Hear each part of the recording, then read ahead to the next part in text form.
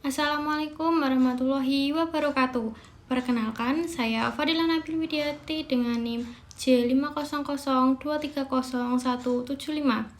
Di sini, saya akan menjelaskan secara singkat tentang materi bagian sel dan epitel yang telah kita pelajari pada praktikum hari ini.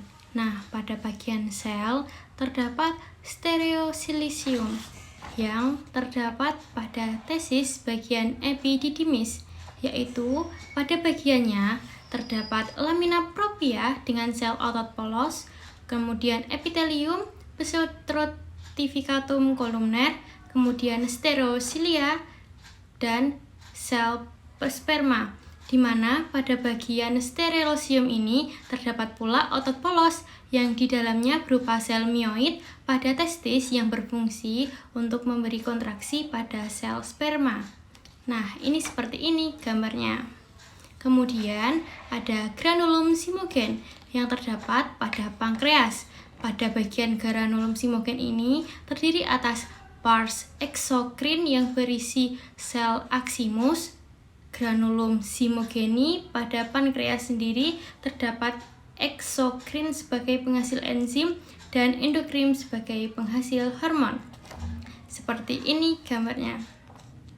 Nah, kemudian ada pada mucinogen yang diambil dari usus halus intestinium tenue. Nah, terdapat sel goblet dengan mucinogen. Yang kedua terdapat felis intestinalis yang berupa bulu halus di tepi dan terdapat pula sel enterosit. Nah, seperti ini.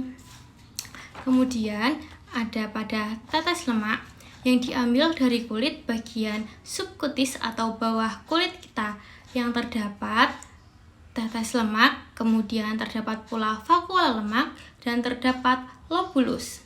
Nah, pada perwarnaan tetes lemak sendiri menggunakan pewarnaan He dengan tetes lemak yang diberi cairan osmium agar tidak larut. Kemudian kumpulan dari berbagai lemak ini disebut juga dengan lobus, seperti pada gambar yang ini. Kemudian pada makropagositus yang diambil dari hepar terdiri atas sel makrofag atau kuver, kedua sel hepatosit yang menetralkan racun, kemudian sitoplasma di antara sel hepatosit dan sinosit serta vena centralis. Nah, kemudian juga seperti ini gambarnya. Nah, pada bagian sel telah kita bahas, kemudian kita akan melanjutkan pembahasan tentang bagian epitel. Seperti ini. Di sini telah ada beberapa gambar jaringan epitel. Nah, pada epitel sendiri terdapat membrana basalis. Di membrana basalis sendiri terdapat glomerulus, yaitu darah yang disaring. Kemudian yang kedua epithelium simplex squamosum, dan yang ketiga membrana basalis, yaitu lapisan tipis seperti yang tertera pada gambar ini. Nah, yang kedua yaitu pada bagian epithelium simplex cuboideum terdapat yang pertama ada membran basal, kemudian massa koloid, dan kemudian sel kuboid serta folikel fluid dan parafolikuler. Gambarnya bisa dilihat seperti ini. Nah, selanjutnya kita beralih pada epithelium stratificatum columnar.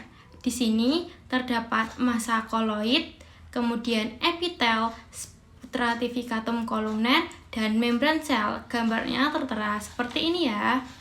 Nah, kemudian kita beralih lagi pada epithelium stratificatum squamosum non forificatum yang terdapat yaitu epitel squamosum, membran basal, jaringan ikat, polihedral, sel basal, dan epitel stratificatum squamosum. Nah, gambarnya bisa dilihat pada gambar ini. Menarik bukan gambarnya? Kemudian yang terakhir ada pada epithelium transiliasional. Terdapat sel permukaan, kemudian jaringan ikat, kemudian epitel. Nah, seperti inilah tampak keseluruhan dari gambar sel dan juga gambar epitel yang telah saya gambar sebagai presentase untuk hari ini. Seperti ini adalah bagian sel dan ini adalah bagian epitel. Nah, pada pembahasan ini apabila masih kurang jelas bisa dilihat atau diresum lagi melalui materi yang telah diberikan oleh kakak asisten laboratorium histologi maupun dari sumber-sumber lainnya seperti e-book maupun buku histologi. Nah, cukup sekian materi yang dapat saya sampaikan mengenai sel epitel pada hari ini. Apabila ada salah kata, mohon dimaafkan dan semoga materi ini yang telah saya presentasikan dapat bermanfaat bagi semuanya. Billahi wa taufiq wal hidayah. Wassalamualaikum warahmatullahi wabarakatuh.